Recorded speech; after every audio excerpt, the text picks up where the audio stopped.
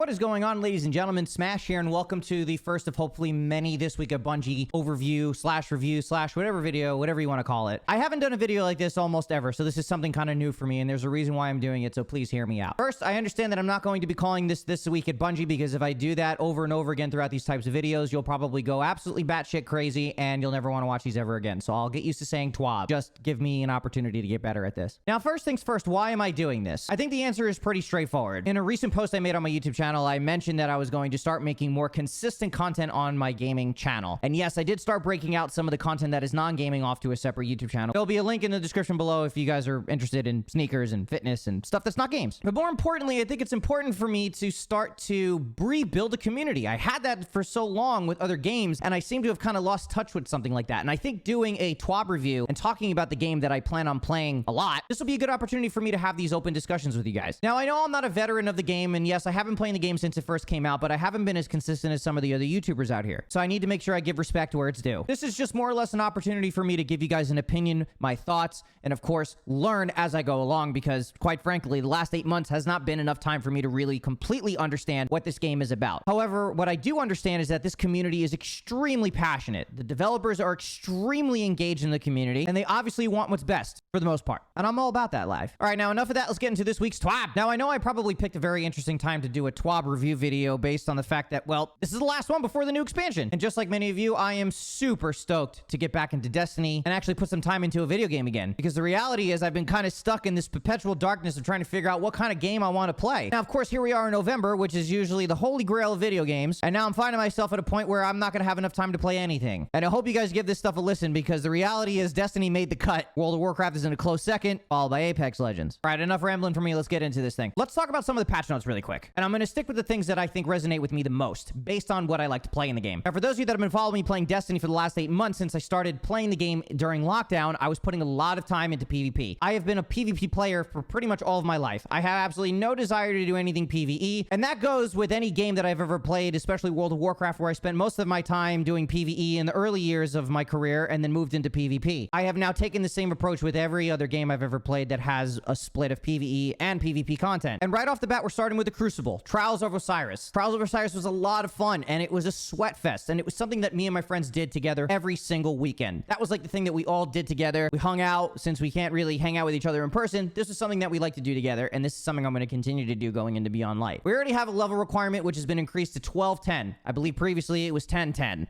This is something that I had to really focus on, because I realized that I had to do some PvE content in order to get my light level up as quickly as possible. At least now we already know what the requirement is, so that we can start doing Trials of Osiris. We already knew about the adept weapons being available for flawless chests, and that's going to be absolutely incredibly difficult for me, so I'm definitely going to look to you guys to carry me. I'm not really concerned about what's happening on the map, so I'm more concerned about the light requirements, so I can set my expectations early on. All right, on to the next section. Let's talk about the miscellaneous things for a second, because there are two things that I think are very important to talk about. First, I want to talk about that Hunter dodge. This actually has me very excited. One, because I'm a Titan. Two, I'm always missing them because I don't know how to melee properly in this game. Hunter dodge has been changed and increased dodge cooldown by a few seconds, which means they are not going to be as nimble to get away from my slow ass. Looks like they got hit with a 4-second nerf. Doesn't really seem that bad, but then again, every second counts in PvP. So if you're a Hunter main, I'm going to need you to sound off in the comment section, because I'm not entirely sure if this is going to be that much of a change for you guys, but I know for me as a Titan, that gives me a better opportunity to punch you in the face. All right, next. Anti-champion mods. This one's actually very important. Anti-barrier rounds will now penetrate the Taken Phalanx shields, and all anti-champion mods have been shifted to armor rather than taking a weapon mod slot. This is actually pretty interesting. It seems like there's going to be a lot of different opportunities to shift around your mods and make room for the things that you actually want to use. Now, I'm not going to talk about this like I know what I'm talking about, but it sounds like there's going to be more opportunities to customize your playstyle, which has me a little bit excited. And if there's anything that I can do to make my PvE experience a little bit more enjoyable, then you're going to have to sign me up. But that buff to anti-barrier rounds seems pretty nice. Good quality of life improvement. Now, I know this one resonates with a lot of people. The spicy ramen coupon. I know for all you lore lovers, this is definitely something that hits home. Now, I know a little bit about the lore, but I haven't paid attention to it too much for it to hit me in the heartstrings. But I will say last week I did have some ramen.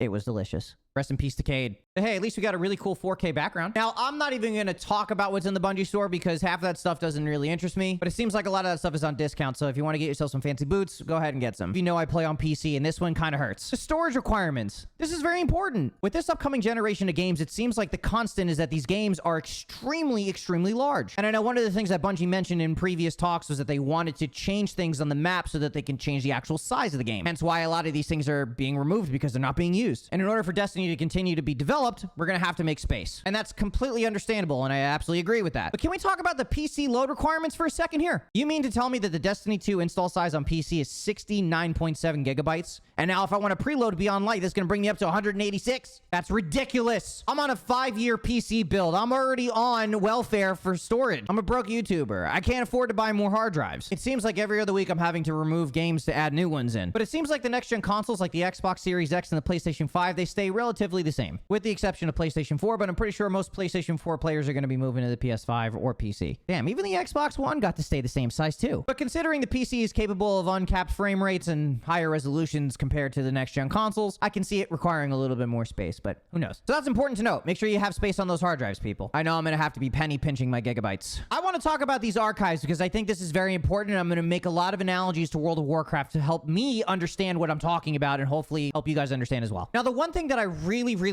wanted in Destiny for the longest time was transmog. I also wanted the options to have a vendor that'll give me options to pick things that I want. This is something that World of Warcraft has developed over the years and has perfected over and over and over again. Or in this case, in my opinion, has made it the industry standard when it comes to vendor management. Beginning November 10th, 2 new kiosks will be available in the tower. First up, the quest archive will be found next to the postmaster. Our hope is that this removes some of the confusion when trying to track down the odd quest that you previously discarded. Additionally, this will be a place for any veteran players to pick up the new light quests on November 10th if they have a strong desire to experience new player tutorials and the reintroduction of the Cosmodrome. This type of organization is needed in this game. I can't tell you how many times I've had to sift through a bunch of menus to try to figure out what the hell I was supposed to do next. And I think that comes in time with playing the game more and more, you just become used to it. But if there's one thing that really frustrates me as a relatively new player, is having to dig through different menus to try to find the information that I need to move on to the next step. I think this is a welcome change and is definitely needed. Next up, the Monument to Lost Lights archive. This will be found by the Vault. Here, players may acquire various exotics and legendary pinnacle pursuit weapons that were once available through now retired quests. I wonder if it would have been better for me to just wait to do my Izunagi's Burden quest to just wait for this. Because I gotta tell you, some of that stuff I just don't have the patience for. As many of these exotics were tied to lengthy quests or difficult objectives, I know that feeling, we wanted to make sure their prices reflected those previous efforts. Players will need an amount of Glimmer, Destination materials, Masterworking materials, and an exotic cipher or Ascendant shard in order to purchase the exotic or legendary which they desire. We're also introducing a currency, Spoils of Conquest, which can be acquired by completing raids. God damn it. This currency will be required for exotics previously tied to vaulted raids. Okay, couple of things here. Let's discuss. I like the idea of having a vendor. This makes my life a lot easier, and it's so much easier for me to understand what I'm pursuing. The fact that it's tied to PvE content, but I digress. I understand this is something I'm going to have to do, and I'm just going to have to figure out and muster up the strength to get it done. Now, this isn't a knock on the PvE content that's in the game. I'm just not a huge fan of solving puzzles. Anywho, this makes me believe that for anyone that missed out on getting certain exotics are going to be able to go back into certain places in the game and already have a preset amount that they're going to have to grind for in order to get the weapons that they want. I wonder if this will actually include catalysts, because that would be very interesting. There are a couple catalysts that I completely missed out on. But for me, this actually makes sense. I like being able to get a quest, give me an objective, and then go after it. And in this case, it seems like I can kind of do this on my own time. So I don't necessarily have to just grind all the time. For example, WoW PvP. If I wanted to get a specific chest piece for my warrior, I would need a certain amount of conquest points in order to get that chest piece. So I knew exactly what I had to do. Play PvP by any means necessary. Once I had achieved that amount of points, I could then spend those points at the vendor and get what I wanted. I like that idea, as simple as it is. That to me makes a lot more sense instead of waiting for RNG to drop what I need. Give me something to actually work towards if I know what's going to be at the end. Think of it as like a carrot on a stick. Now we actually have a currency that we can use to buy the exotic or legendary items, and I'm really hoping that we'll also get catalysts in there too. Let me know what you guys think in the comments. And that's going to do it for this week's TWAB. Let me know what you guys think in the comment section below if I missed anything that you want to talk about maybe for next time. I think at this point, nobody really cares about what's happening in the game. They just want Beyond Light. And I completely understand it. We've waited a very long time, but I think the wait has been worth it. I've had a lot of fun over the last 8 months learning the game. I'm excited to get into it with everybody. I think this is going to be a lot of fun, and it's going to give me an opportunity to start fresh and on time with everybody else since I've been so far behind. Make sure you guys like the video, and if you want to see more of these, hit that subscribe button. And until next time, my friends, I'll see you in orbit.